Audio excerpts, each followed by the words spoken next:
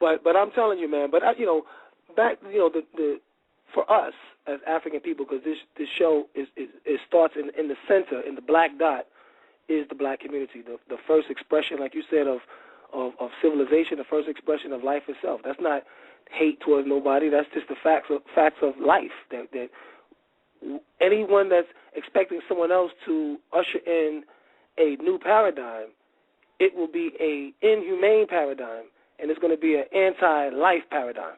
Trust me. If we don't do it, what's going to happen is, like I said in the book, is you're going to become merged in this synthetic cyber world, which is where we're headed, and it's not going to be. It's not going to be in a holistic manner. You will lose total touch with ourselves, and we'll all be in a little cell somewhere, getting our food, our mail, everything is coming from. You ain't got to leave the house to do anything.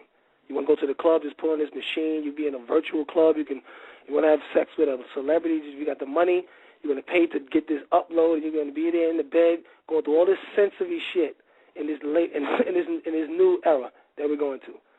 So if we want to get into that, fine. That's what's going to happen if we don't step up on the world stage as African people and embrace our culture, update our culture to today's time, in how we're going to express our culture on the world stage, and let's get it on. You can't, you can't go back and think that you're going to take a mythology that happened in 3000 BC and apply it exactly the way it was applied 3000 BC. You can't do that. That's not where we are right now. Right. You know what I mean? And that's there why are certain principles. That's why I always arc back to The Matrix, which that movie is so powerful to me, because what we call advancement in technology and stuff is just an illusion. Because when you look at when they were plugged into the Matrix, everybody was glossed up. They looked their best. They had they fly outfits on, and everything was cool. You unplug from that Matrix, what do you got? A desolate wasteland. And you're just trying to survive. And is that going to be? And basically, that's where we're headed right now. You have all of this technology and all of this, all of this super cool stuff. But in reality, what's happening in the world? We're running out of resources, running out of oil. Right. And we've made oil the bedrock of this civilization.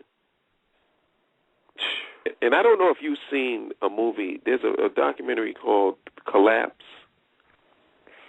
I saw some of the trailers that you sent, but I never seen the entire movie. This man said something. Now, very rarely do I hear something that literally sends chills down my spine. But he said something in there that literally sent a chill down my spine. He said that the only chart that he pays attention to is a chart of human history. And he said, if you look at human history up until the Industrial Revolution, he said there were roughly about 2 billion people on the planet Earth. Now, what makes this, well, let me give you a little background to why this gave me a chill. You remember a couple of years ago we had the housing bubble burst. Right. And bubble bursting, like they had the internet bubble burst, and like the tech bubble burst. What that means is, in short, is that people trade and do business, and they interact whenever there's a genre or whenever there's an industry. They get into derivatives of that industry. And if they engage in derivatives, and derivatives is like anything outside, like when you're basically trading just for making money off of fees and transactions. It's just pure transactions. And at some point, the amount of trading that you're doing doesn't match with what you actually have. And that's what they call the bubble bursting. And the bubble bursts and everything comes back down to what it normally was. Now, we always look at bubble bursting in terms of the economy. We look at it in terms of housing. We look at it in terms of U.S. bonds. We look at it for the dollar. All of these things we look at as bubbles about the burst. Well, there's another bubble, and it's called the human bubble. If you look at the chart of history, up until the Industrial Revolution, there was about 2 billion people on the planet Earth. roughly. When oil became the bedrock of civilization and the Industrial Revolution took off, if you look at the chart spikes up to about 6 billion people. Now, if we reach a point where we cannot sustain the population through oil, because oil is the bedrock of that. As oil came and technology came, the population shot up. What's going to happen when there is no more? Things are going to level out. And where do you think those people are going to go? Now, if that does not send a chill down your spine, I don't know what else I can say. You talk about the elimination of about 4 billion people off the planet Earth for things to level back out to what they used to be before the Industrial Revolution. Now, the question you should be asking yourself is, are you going to be in the 4 or are you going to try to be in the 2? Right. And what's the paradigm of the 2? What's the psychology of the 2? What's the lifestyle of the 2? Yeah. I had posted some videos up, and nobody really commented on it, and it's kind of disheartening, but it is what it is. There was a conversation with sort of like a debate between this guy Peter Joseph, who is the chairman of the Zeitgeist movement, and it's another guy. His name is Stefan Molyneux, and he's like a voluntarist anarchist. And they were having a discussion on systems, a debate. And it was about a half an hour long, 45 minutes long.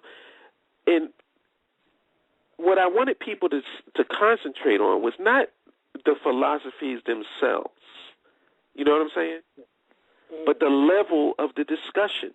You have 2 men talking about how the world should be operated.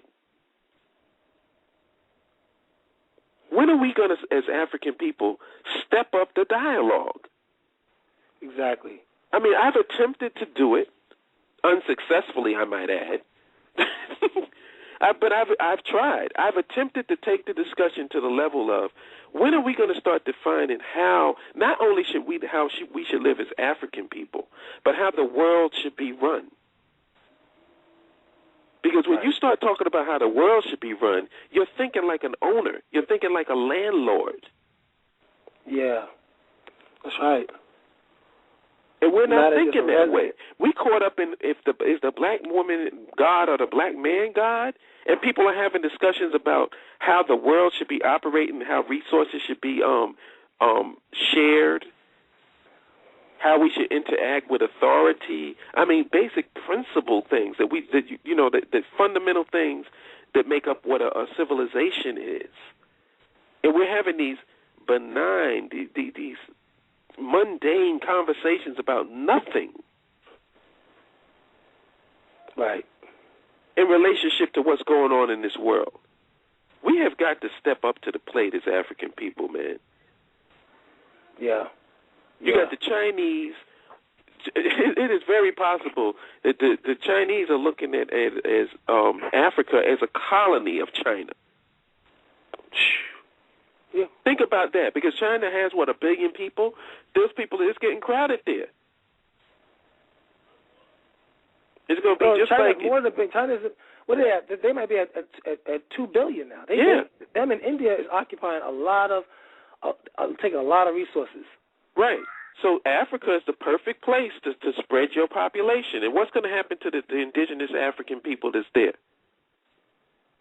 Are we in any position to protect them?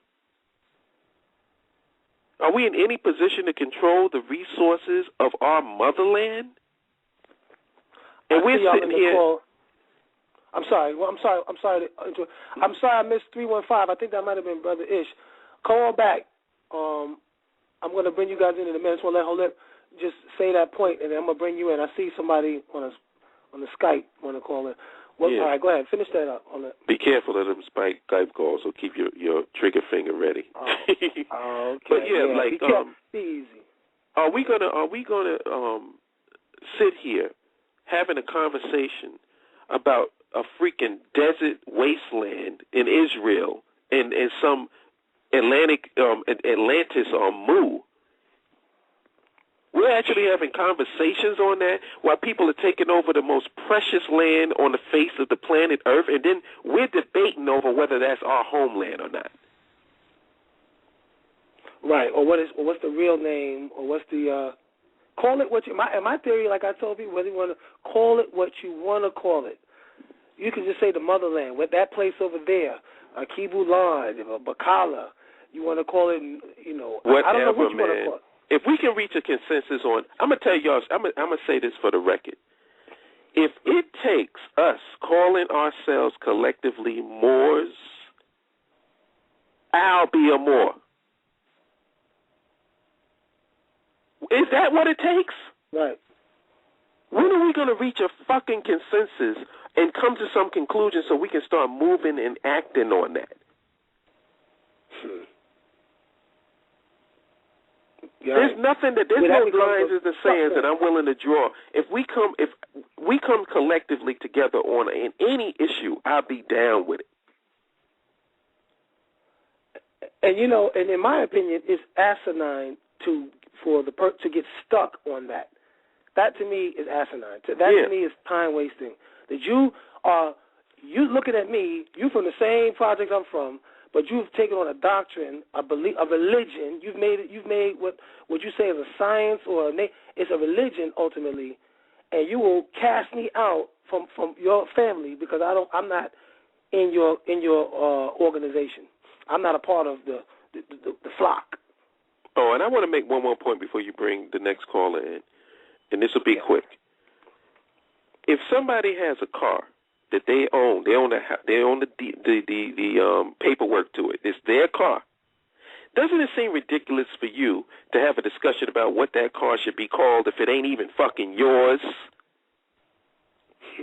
We don't control Africa. So we're sitting up here wondering, well, should we call it Africa? We don't even control it.